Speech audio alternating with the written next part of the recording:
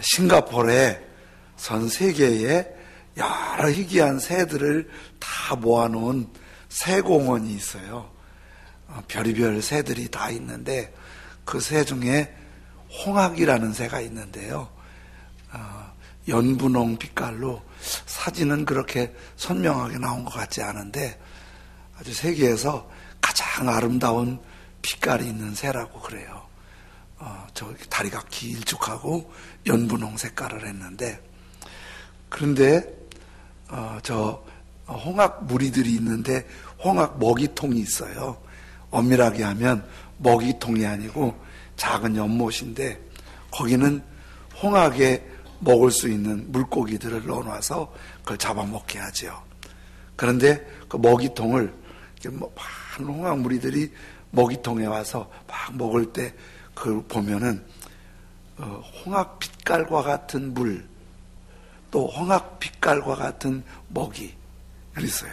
그래서 홍학이 봐도 자기 색깔과 비슷한 거, 먹어도 자기 색깔과 비슷한 거, 놀아도 자기가 비슷한 색깔과, 그래서 이렇게 아름답고 예쁜 빛이 그냥 나오는 게 아니라 늘 보고 먹고 거기서 노르니까 그 빛이 나오는 거예요.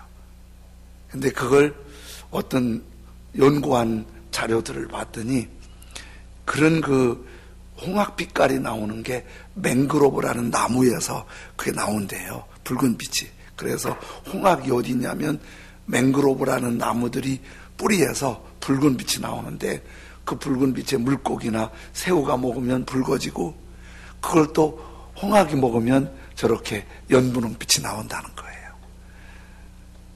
이렇게 보고 먹고 거기서 놀면 그 색깔이 나오는 거예요. 우리는 예수님을 믿잖아요.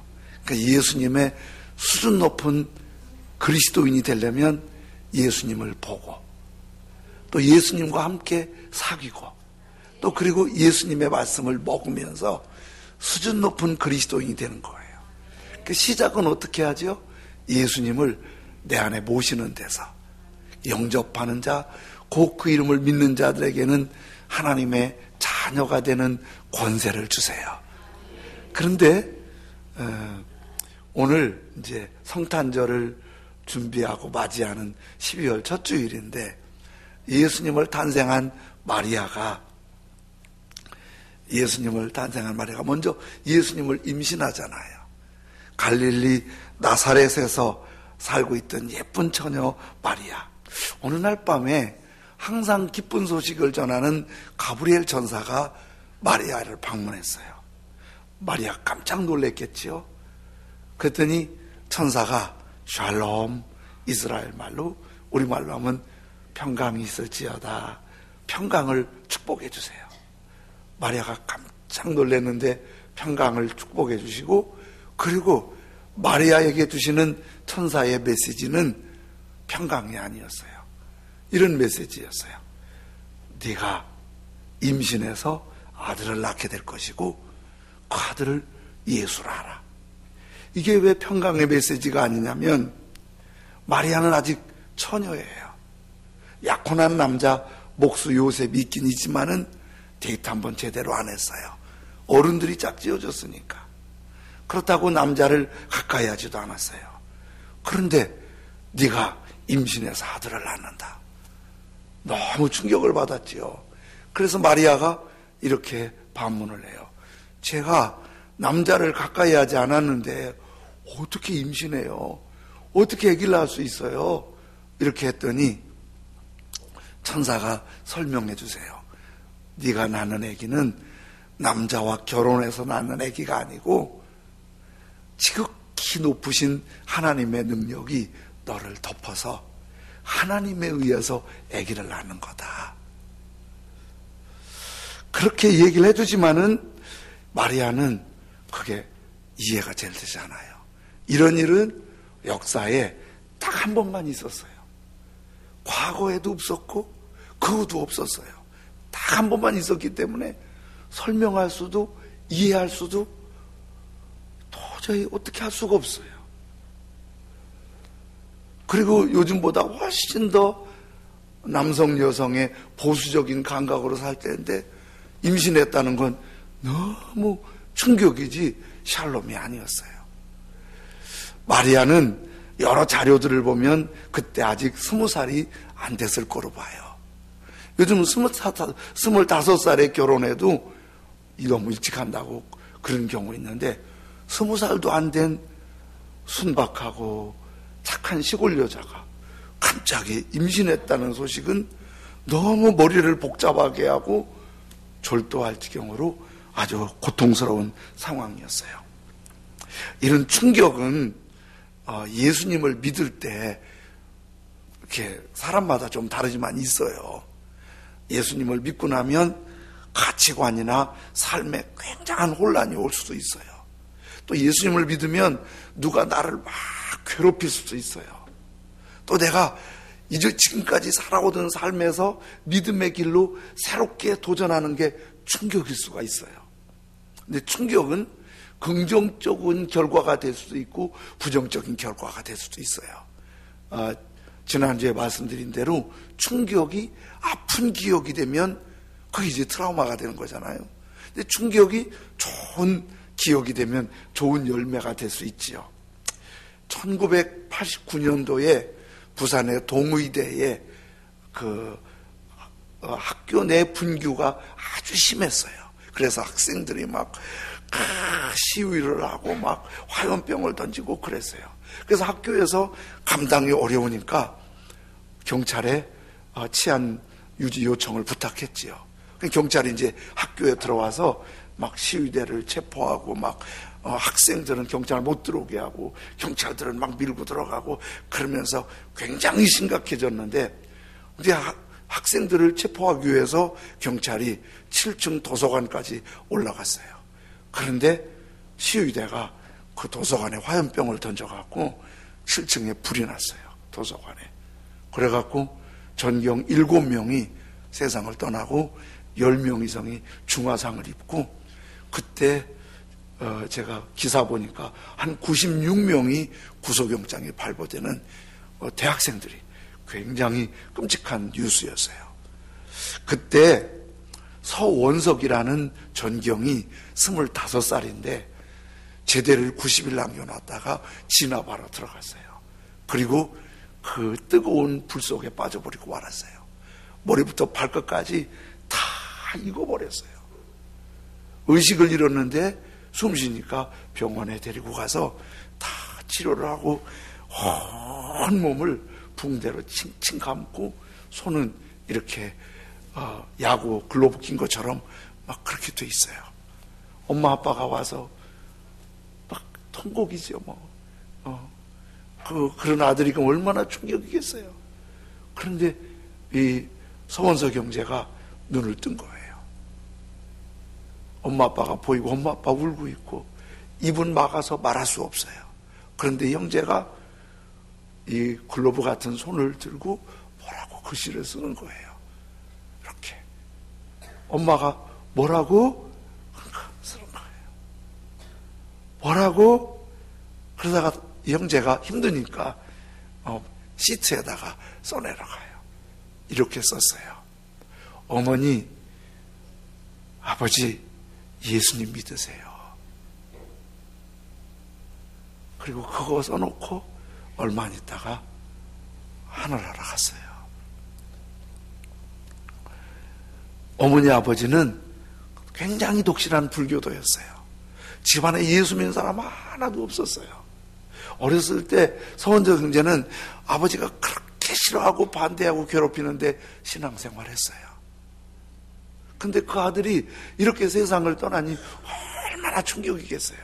한마디 남겨놓고 갔잖아요. 아버지, 어머니 예수 믿으세요. 어머니는 장례 마치고 교회다 가셨어요. 아버지는 너무 마음이 아파서 안 가시다가 결국은 주님 앞에 나오셨어요. 그 동생까지. 그렇게 절망과 아픔과 상처는 너무 크지만 형제가 가족을 주님께 인도하는 큰 일을 하고 주님을 바라보며 천국을 향하게 되지요.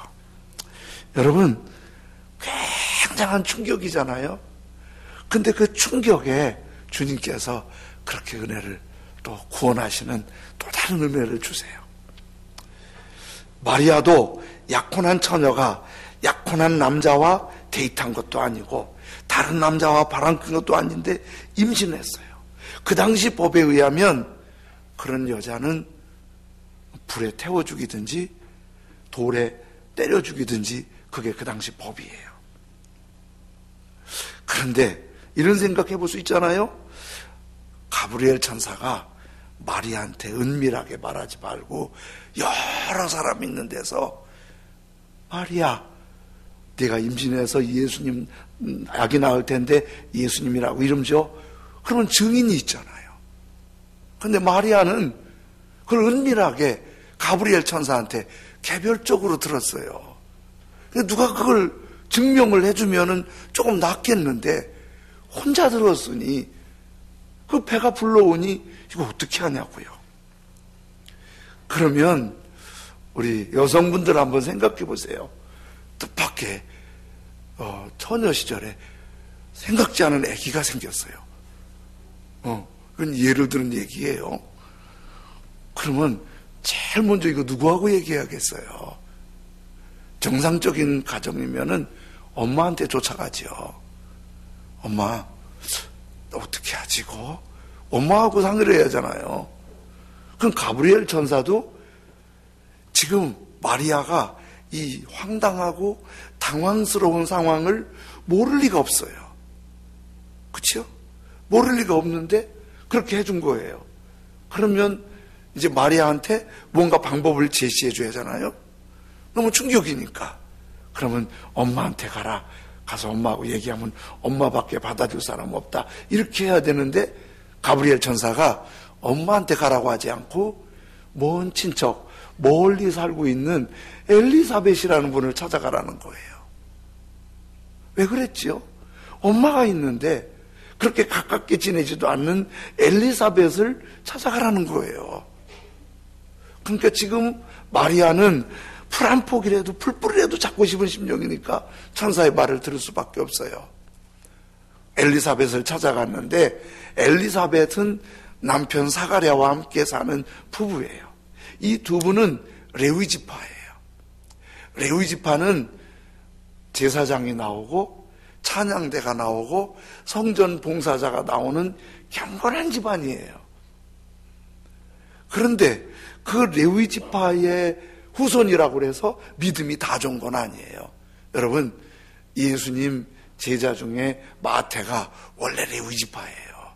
그래서 마태를 레위라고도 부르고 마태라고도 불러요. 그런데요, 이 마태는 예수님 제자 되기 전에 직업이 세무직원이었어요. 요즘은 세무직원 하면 굉장히 영리한 분으로 통하지만은 예전에는 세무직원 하면 아주 더러운 인간이었어요. 세금을 걷어다가 제 뱃속 챙기고 그 세금을 적대국인 로마에 바치는 아주 인간이야. 한번 말씀드렸죠? 여자 중에 가장 그 당시 추한 여자는 장녀, 남자 중에 가장 나쁜 인간은 세리였어요. 그리고 그런 거 보면 마태는 레위 지파로부터 레위 지파였는데 변질된 인간이었어요. 그런데 사가랴와 엘리사벳은 레위 지파면서 굉장히 믿음이 좋았어요. 하루에 3번씩 기도하고 예배드리고 번제를 드리고 섬기고 정말 모범적인 신앙생활이었어요. 그럼 그런 신앙생활하면 어떻게 하죠? 복 받아야지요. 그럼 우리는 그잖아요. 신앙생활 잘하면 돈도 많이 벌고 신앙생활 잘하면 아프지도 않고 신앙생활 잘하면 애들도 많고 잘 되고 이게 우리 공식이잖아요. 근데 신앙생활 하다가 어디 아프면 저거 문제 있나벼. 그잖아요. 신앙생활 하다가 사업 무너지면은 그럴 줄 알았어. 신앙생활 그따위를 하더니. 우리 공식이 그래요. 신앙생활 잘하면 잘 되고 신앙생활 잘못하면 무너지고 꼭 그 공식이 통하는 건 아니에요. 그런 거 맞긴 맞아요. 성경에 그 원리는 말씀하셨어요. 근데 신앙생활은 1 더하기 1은 이 공식만 있는 건 아니에요. 이 사가랴 엘리사벳 집은 굉장히 큰 어려움이 있어요. 진짜 어려움이 있어요. 그게 뭐냐면 늙었는데 아들이 없어요. 아기를 못 낳아요. 그 뭐 대수롭냐고? 옛날엔 진짜 중요한 일이었어요. 사람이 적기 때문에 결혼해서 아기 못 낳고 아들 못 낳았다, 그러면 그 집 문제가 있다고 보고 부정하게 생각했어요. 그러니까 말을 했든지 안 했든지 주위 사람들은 저러는 거예요. 사가랴, 엘리사벳 보면서 신앙생활 저래갖고 저렇지, 아들도 못 낳고 저게 뭐야. 근데 고마운 거는 사가랴, 엘리사벳이 그런 손가락질도 받고 그런 아들이 없어서 속상한 일도 많은 그 사람인데, 이 사가랴, 엘리사벳은 믿음이 흔들리지 않았다는 게 특징이었어요.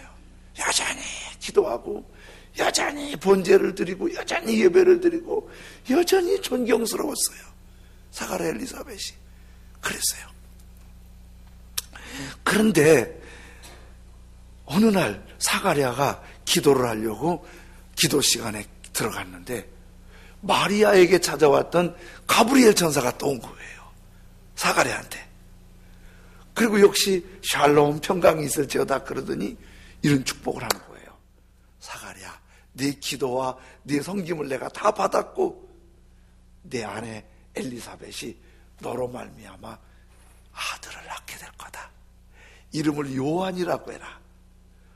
그랬더니 사가랴가 믿어지지 않는 거예요. 왜냐하면 자기도 너무 늙은 데다가 자기 부인은 자기와 부인만이 아는 게 있어요. 아기 낳을 수 있는 기능이 끝났어요. 이 말하면 알아듣지요?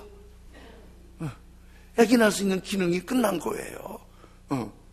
그러니까 사가랴가 가브리엘 천사 말을 아멘 그러지 않고, 말도 안 됩니다. 저도 늙었고요. 우리 아내 엘리사벳도 끝났어요. 못 나요. 말이 되는 말 해주세요. 그랬더니 가브리엘 천사가 화났나 봐요. 너 그렇게 믿지 못하니까 네 아내 엘리사벳이 아기 낳을 때까지 말을 못하리라. 그리고는 진짜 입이 안 열리는 거예요. 사람들이 깜짝 놀랐어요. 기도하러 들어갔다가 입이 닫혀버린 거예요. 말을 못하는 거예요. 그리고는 말은 못하는데 아기 못 낳을 거라고 하던 노부부 사가랴, 엘리사벳 부부가 임신을 하고, 임신한 지 6개월 됐는데 엘리사벳이 힘들었던지 깊은 곳에서 숨어 살았어요. 그런데 그 엘리사벳을 찾아가라고 한 게 왜일까요? 지금 엘리사벳과 마리아 사이에 비슷한 점이 하나 있죠. 엘리사벳 도저히 아기 낳을 수 없는데 하나님의 은혜로 지금 아기를 가진 거예요. 마리아 처녀가 도저히 아기 낳을 수 없는데 하나님의 손길로 지금 아기를 가진 거예요. 이거는 말로 설명하기 어려운 하나님의 은혜를 받은 사람만 알 수 있는 특별한 상황인 거예요. 그러니까 고린도전서 2장 13절에 이렇게 말씀하시거든요. 영적인 일은 영적인 것으로 분별하느니라. 그러니까 내가 어떤 신앙적인 영적인 고민이나 아픔이나 비전이나 새로운 도전이 생기면 이걸 누구한테 카운셀링하면 제일 좋으냐면요, 똑똑한 사람, 세상 물정이 좋은 사람, 나와 가까운 친구, 말 통하는 사람, 이런 데 가지 말고요, 영적인 사람, 기도 많이 하는 사람. 성질은 안 좋은데 기도는 많이 한다. 근데 그게 나아요. 그게 나아요. 기도하는 게 훨씬 나은 거예요. 왜냐하면 영적인 것은 영적인 것은, 아니 관계로 하면 마리아가 그래도 엄마가 말하기 좋지. 그 멀리, 그리고 세대 차이도 마리아는 아직 어린 처녀고 엘리사벳은 이미 황혼길에 있는 할머니인데 단통해요. 근데 하나가 영적인 것이 통하는 거예요. 이렇게 통하니까 그 통하는 데서 깨달음이 오는 거예요. 예수 그리스도 슈퍼스타라는 뮤지컬이 있는데요, 한국에서도 가끔 공연을 해요. 지저스 크라이스트 슈퍼스타. 근데 맨 끝부분에 가룟 유다가 막 울부짖으면서 노래하고 다녀요. 영어로는 이렇게 노래해요. Why didn't you tell me? 왜 말해주지 않았어요, 나한테? 왜 나한테 말해주지 않았어요? 그러면서 막 울면서 다녀요. 뭘 말하냐면, 예수님, 왜 부활한다고 나한테 말해주지 않았어요? 예수님 부활할 줄 알았으면 내가 미쳤어요, 빨개? 왜 부활한다고 말해주지 않았어요? 그러면서 막 울고 다니는 거예요. 여러분, 그런데 성경을 보면 안 한 게 아니에요. 다 12제자 듣는 데서 몇 번 부활, 고난과 부활을 말씀하셨는데, 그때는 이 가룟 유다가 너무 욕심과 육신인 생각이 많아서 못 듣고 못 깨달은 거예요. 제가 설교 열심히 해도요, 어떤 때는 언제 그런 말 했어요? 그래요. 언제 그런 말 했어요? 못 깨달아, 못 들어. 그래서 제가 이렇게 사역하면서 보니까 신앙생활에 진짜 복은 잘 들리고 잘 깨닫는 게 복이에요. 교회 오래 다녀도 들리지 않고 깨닫지 못하고 순종하지 못하면 그게 복이 안 되는데, 잘 듣고 잘 깨달아져서 아멘 그리고 순종하면 그게 복이에요. 성령님이 그런 은혜를 저에게도 여러분에게도 늘 부어주시길 원합니다. 그런데 이제 마리아가 헐레벌떡 지금 당황하고 설레고 무섭고 불안한 모습으로 엘리사벳 집으로 막 뛰어왔잖아요. 요즘처럼 전화 있어서 엘리사벳 저 갈게요 그럴 때도 아니에요. 갑자기 마리아가 온 거예요. 엘리사벳은 누가 오는지도 몰랐어요. 그런데 엘리사벳이 집에서 일하다가 마리아가 문 앞에, 아마 그 점부터 느꼈을지 몰라요. 성령님의 이끄심으로 엘리사벳이 마리아가 오는 걸 이미 알아버렸어요. 그리고 너무 좋아갖고, 서로 그렇게 교감이 있던 사람이 아닌데 마리아가 들어올 때 너무 좋아갖고 1장 42절에 엘리사벳이 이렇게 말하는 거예요. 큰 소리로 불러 이르되 여자 중에 네가 복이 있으며 네 태중의 아이도 복이 있도다. 이제 성경에 상세한 얘기를 다 기록은 안 했겠지요. 그런데 그 안에서 마리아와 엘리사벳은 얼마 만에 만난지 모르지만은 그렇게 가까운 사이는 아닐 텐데 둘이서 네가 복 받았다. 진짜 하나님의 은혜다. 예수님이 내 태중에 있다니. 나도 이런 은혜를 받았어. 그러면서 마리아와 엘리사벳 사이에 영적인 교감이 깊어진 거예요. 그러니까 우리들도요, 이런 영적인 교감이 많아지도록 항상 힘쓰시기 바랍니다. 셀 모임도 자꾸 하세요. 자꾸 이리저리 미루지 마시고, 요렇게 빼먹고 저렇게 빼먹고 그러지 마시고, 셀 모임도 잘 하시면서 서로 받은 은혜를 자꾸 나눠야 돼요. 서로 받은 은혜를. 잘 못 하시는 분도 자꾸 모아서 하고, 우리 남성들 바빠서 잘 못 하시는데 남성들도 이렇게 또 와서 자꾸 셀 모임하고, 그 자꾸 모아서 그렇게 은혜 모이면 술은 안 마셔도 술판에 가서 그런 얘기하고 막 음담패설하고, 주일에 한 번 교회 오면 졸린 거예요. 어쩌라고 재미없는 얘기만 하냐. 이 은혜도 고기도 먹어본 사람이 잘 먹잖아요. 은혜도 받아본 사람이 잘 받는 거예요. 그렇잖아요. 그렇게. 그런데 교제를 하다가 갑자기 불안하고 두렵던 마리아가 노래를 하는 거예요. 그게 1장 47절, 48절 오늘 본문이에요. 지금까지 불안하고 죽을까 봐서 어찌할까, 어떻게 처신해야 될까. 그런데 엘리사벳 얘기 듣고는 다 내 마음이, 마리아의 노래예요. 내 마음이 하나님 내 구주를 기뻐하였으면, 지금까지 불안하고 무섭고 어떻게 해야 될지 처신할지 몰랐는데 내 마음이 하나님 내 구주를 기뻐하였으면 그의 여종 나 마리아의 비천함을 돌보셨습니다. 보라 이제후로는 만세에 나를 복이 있다 일컬으리로다. 너무 기뻐서 나같이 비천한 여자를 돌보신 것. 여러분, 마리아가 목수한테 시집가려고 약혼한 거 보면 신분이 대단한 신분은 아닌 것 같죠? 근데 그래도 지금 이 상황이 너무 무섭고 불안한 상황인데 내가 구주 예수님을 내 태중에 임신했다는 게 더 이렇게 비천한 날 돌보시다니. 사회적 신분이 어떻든지 간에 우리 하나님 앞에는 다 비천하다는 걸 깨닫고 그분께 감사할 때 그게 노래가 되고 복이 되고 은혜가 되는 걸 믿습니다. 제가 초등학교 들어가기 전인가 들어간 후인가 어머님이 5일장 가는데 막 울고 떼가지 써서 따라갔어요. 따갔는데 그때 막 한글 배울 때거든요. 한글 배울 때인데 우리 동네는 워낙 시골 구석이어서 간판 쓰는 데가 없어요. 쓸 일도 없고 다 알아서 구멍가게 가니까.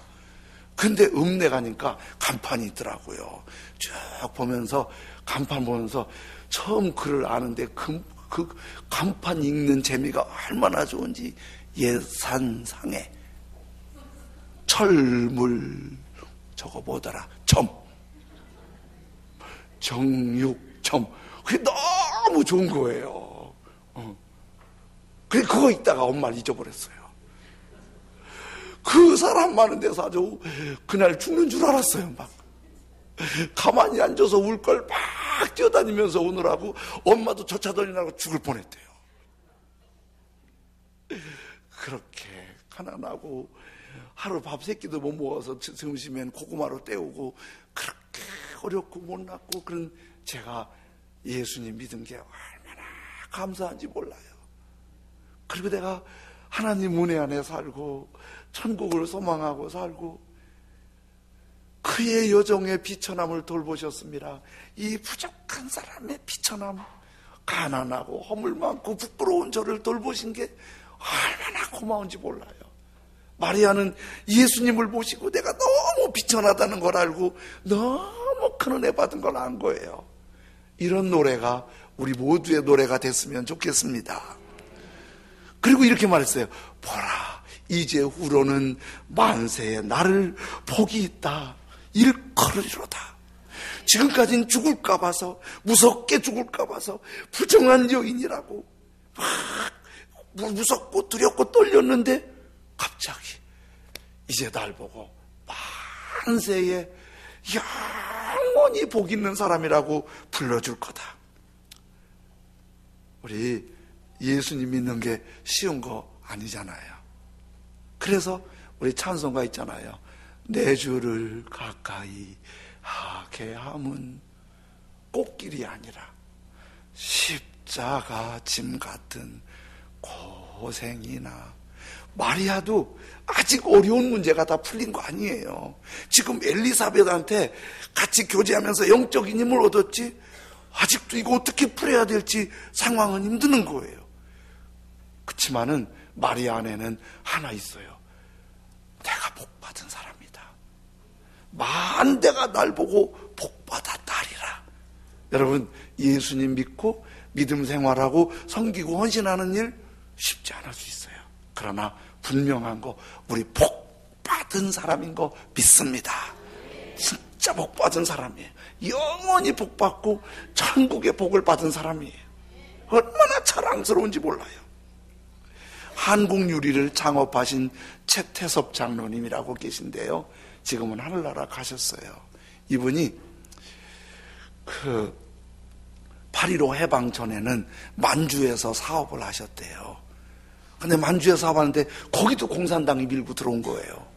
밀고 들어와갖고 인민재판을 하는데 누구 먼저 재판하냐면 사장 부자들만 데려다가 재판을 했대요. 재판을 어떻게 하냐면 한 사람을 세워놓고 이렇게 한 거예요. 인민들이 쫙 있고 사장 한 사람을 딱 앞에 세워놓고 이 인간 어때요? 물어보는 거예요. 그러면 거기 인민들이 저놈 죽여야 됩니다. 저놈 죽여야 됩니다. 그러면 처형해버리는 거예요. 얼마나 무섭고 사나운 거예요. 진짜 공산당은 안 돼요. 막 그렇게 죽어 잡아주는 거예요. 막 이 사람 어때요? 저놈 나쁜 놈입니다. 죽여야 합니다. 끌고 죽이고 이 인민재판이에요. 뭐가 나쁘냐? 재판 이런 거 그냥 그걸 죽이는 거예요. 근데 이채 장로님도 사장이니까 끌려간 거예요. 만주에 사업했으니까. 자기 차례가 와서 아휴 죽었구나. 죽을 준비하고 기도를 하고 단상에 올라갔어요. 공산당이 이 인간 어때요?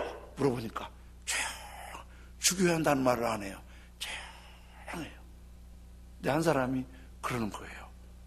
저분은요, 우리 애가 병들어 죽을 때 우리 애 데리고 와서 병원 가서 고쳐주시고 병원비 내주시고요, 우리 애 학교 못 갈 때 학교도 보내주고 그랬어요. 그랬더니 여기저기서 저분은요, 우리 힘들 때 먹을 것도 갖다 줬어요. 저분은 우리 애가 힘들 때 용돈도 주셨어요. 그러면서 여기저기서 저분은 살려주셔야 돼요. 저분은 살려주세요. 그랬더니 공산당이 가! 그 내보낸 거예요. 그리고 이제 6.25 전쟁 끝나고 남쪽에 와서 한글래스, 그 한국 유리를 해서 아주 큰 일 하시고 하나님 기쁘게 섬겼죠. 여러분, 우리 다 그렇잖아요. 내가 가진 거 나도 쓰고 싶은데 장로님이라고 안 그렇겠어요. 어려운 사람 보면 도와주는 거 다 소중하지요. 힘든 사람 보면 도와주는 거 다 내가 생각이 되잖아요. 그렇지만은 장로님 그거 섬긴 거예요. 그런데 결정적인 순간에 이 사람은 아니에요.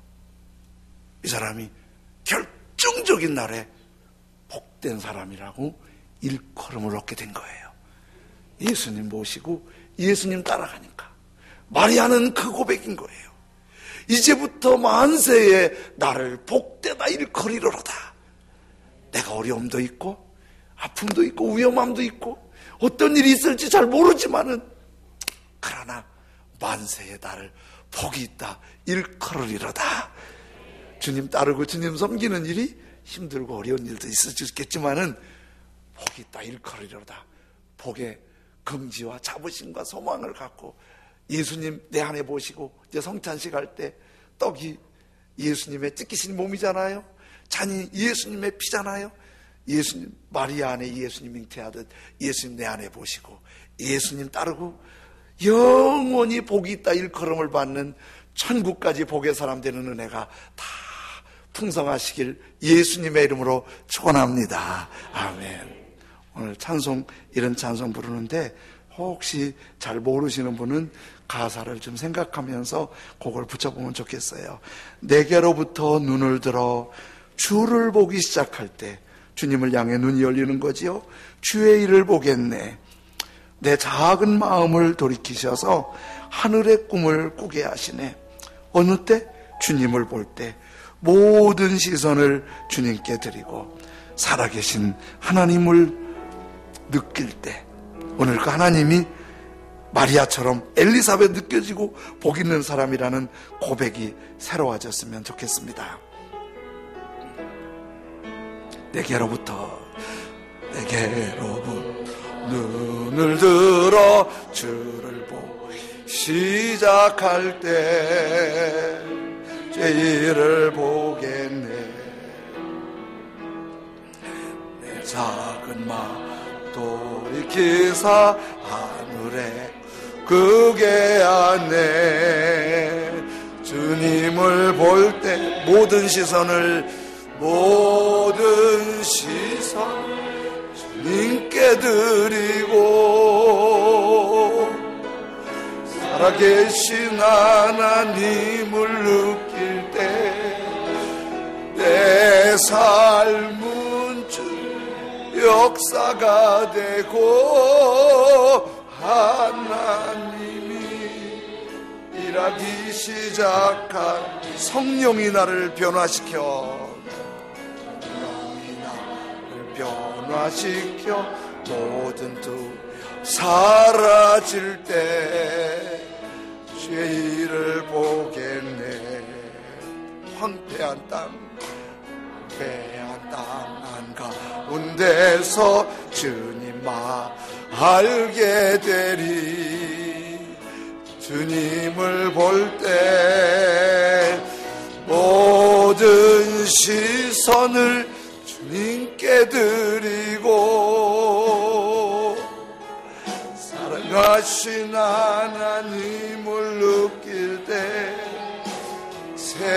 세상은 주의 나라가 되고 하나님이 일하기 시작한 내게로부터 눈을 들어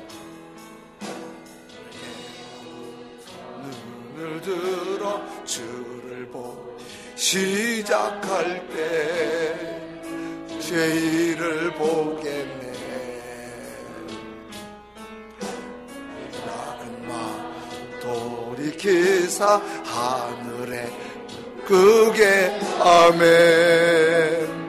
주님을 볼 때 모든 시선을 주님께 드리고 선하신 하나님을 느낄 때 내 삶은 주의 역사가 되고 하나님이 일하기 시작하네. 성령이 나를 변화시켜 변화시켜 모든 두려움 살아. 주님 임하시옵소서. 임하시옵소서.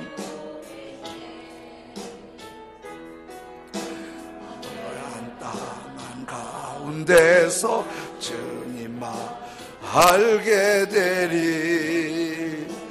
주님을 볼 마리아가 엘리사벳을 만나고 두려움과 불안이 사라지고 찬송과 감사와 희망이 생겼던 것처럼 주여 오늘 예배드리면서 주의 임재 가운데 부흥이 있고 아픔이 치유가 되고 슬픔이 위로가 되고 불안이 희망이 되게 해주십시오.